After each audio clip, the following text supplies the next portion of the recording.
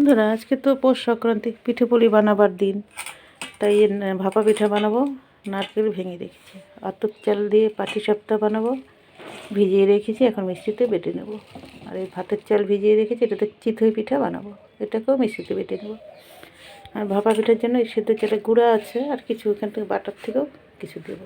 গুঁড়া দিয়ে হয় ভালো, কিন্তু একটু বাটা দিয়ে দিলে ভালো হয়। আর এই হচ্ছে পাটালি গুড়। পাটালি গুড় দিয়েও ভাপা পিঠা বানাবো, নারকেল দিয়েও বানাবো। আর পায়েস করবো যে দুধ, পাটিসাপটার জন্য কিছু দুধ নিয়ে ক্ষীর বানাবো, আর পায়েসের জন্য কিছু দুধ এখান থেকে দিয়ে দেবো। আর এই হচ্ছে মালপোয়া বানাবো, সুজি, ময়দা, আর এই চিনি, আর কিশমিশ পায়েসে দেবো। কাজু আনা নেই, কাজু দেবো না, কিশমিশ দিয়ে করবো। সেদ্ধ চালটা এখন বাইটে নেবো, তো বললাম এই করি। আর এই হচ্ছে সেদ্ধ চালের গুঁড়ো।